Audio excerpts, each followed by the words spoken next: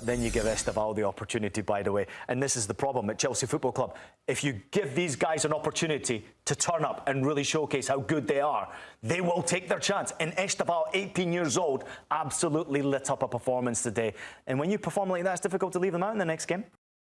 Yeah, well, looking at the first results for Chelsea, obviously a disappointing start, I'd say, against Crystal Palace in the other London derby, but they bounced back today against West Ham. But West Ham, they're really struggling at the start of this season. They wouldn't have expected to go and lose 3-0 to newly promoted Sunderland and then to concede 5 today against Chelsea. It's starting to get worrying for West Ham.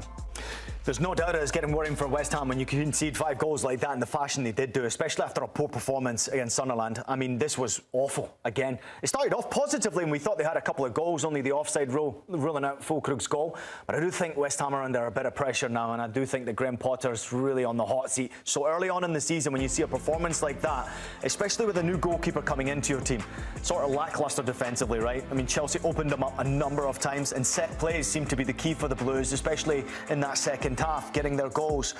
But Hammers look like they're just down and out at this moment in time. There's 2 things to look at with West Ham at the minute. Potter's points per game is the worst out of any West Ham manager in the Premier League era. They haven't necessarily recruited a lot of players in.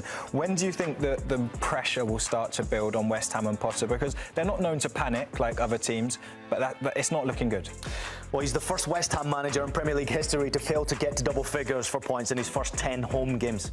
That's unacceptable. If you don't win your home games, you're under a lot of pressure. I actually like him as a coach. I think he's got something, but it just might not be the right fit for him. There's a lot of expectancy, demand and requirement to be a West Ham manager. They're a very good squad, obviously. Even the 11 they put out today, I thought it was excellent the way they started this game, but something's not quite right with the Hammers right now. Can't quite put my finger on exactly what's wrong, but it doesn't help when you've got a young goalkeeper. And I know 25 to many people out there is old or more experienced, but for a goalkeeper, Mads Hermansen's come into the team and he's been really poor, and that's where Chelsea really targeted. Sunderland did the same obviously last week, but Chelsea recognised the weakness. They put man-to-man marking on the goalkeeper. They were strong in bullying him out there, and if you don't have a strong goalkeeper, strong presence in between the sticks, you have very little chance in the Premier League to survive. On Chelsea, unconvincing against Crystal Palace, but no Cole Palmer, no problem for them today. Yeah, listen, Cole Palmer, obviously I was intrigued to see how Chelsea would handle Cole Palmer, especially disappearing in that warm-up. I never used to like that as a player because you were always prepared mentally and getting ready for that kick-off. You knew exactly what every player's role was, every routine was going to be, corner kicks, set pieces, those types of things were all organised.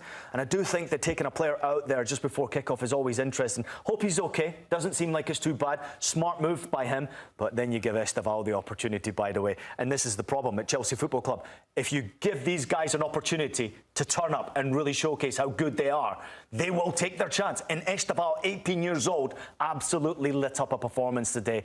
And when you perform like that, it's difficult to leave them out in the next game. World champions, there's a lot of expectation on them to have a really good season. From the opening 2 fixtures, how much can we read from those performances in how Chelsea might fare this season? Well, they weren't very good in the first fixture. I got to put that out there. So they needed to be good in the second fixture against West Ham. It didn't start great for them. Conceding the goal was really poor. Thought they were slow in closing down. And I do think it takes time. I mean, obviously, having success in the Club World Cup, that minimal time that you have in pre-season to be able to get the players refreshed, ready, mentally tuned in and ready to rock and roll for that next campaign, it happens so quickly. It's never, ever easy to be able to do it.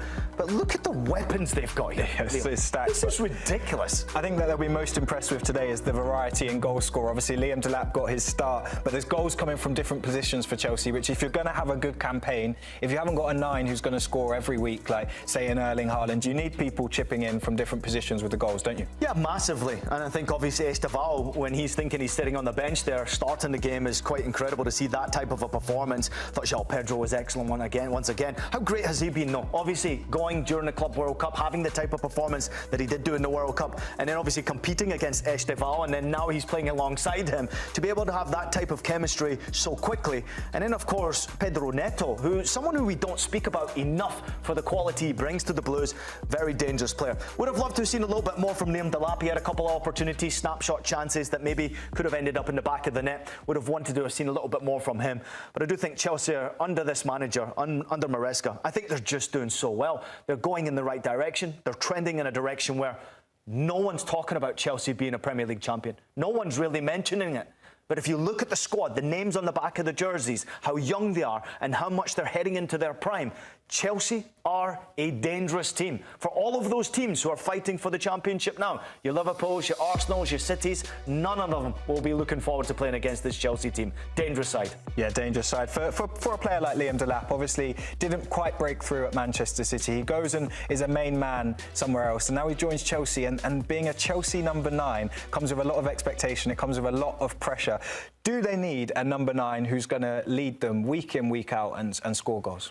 Not if you can play performances like this, I don't think you do. I think obviously when you have the supporting cast scoring goals, and I think Delap's the perfect example of someone who does a lot of hard work without getting recognition for it, right? He's a hustler, right? He will run and batter people and do everything he possibly can to be a nuisance up there, but he's still scoring a few goals. I'll be very surprised in this Chelsea team if he doesn't get to 20 goals this season. I'd love to see him have his opportunity to play number 9 more frequently. I think he's a dangerous player. I actually enjoy watching him play, and I think it's the right club for him. But can you get him involved enough in the right spaces and the right time on the field to be able to actually score those goals? That's going to be the biggest question, but I think Maresca's doing an unbelievable job right now with the Blues. I'll tell you what, if tonight's Premier League result and that many goals is anything to go by, we've got a good weekend of Premier League action to look forward to. Manchester City welcome Tottenham Hotspur. It's Burnley versus Sunderland, Bournemouth versus Wolves, and of course, Monday night sees the big one of the most anticipated games between Newcastle United and Liverpool in a really long time. No small part down to Alexander Isak. And we can hear from Eddie Howe next, who's been talking about the Isak transfer saga that seems to just be never ending. My wish is that he would be playing on Monday night with us, but he won't be, and that's regrettable at this moment. But he, 100%, you know, I want to see him back in a Newcastle shirt. The club has to act in the best interest of Newcastle United, and it will do that in every situation. I think it's a lose-lose situation to a degree for us, because I don't think we can come out of this winning in any situation.